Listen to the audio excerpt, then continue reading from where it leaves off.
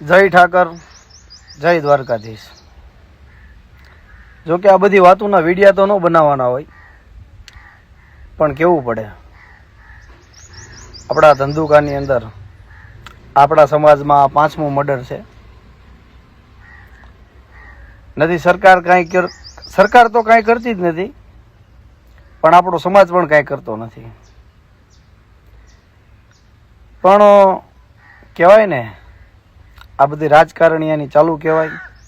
કેમ કે અમુકને રાજકારણમાં આવવાનું હોય, સમાજના નામે ઝંડા લઈને વોટ અને મત લેવા નીકળે।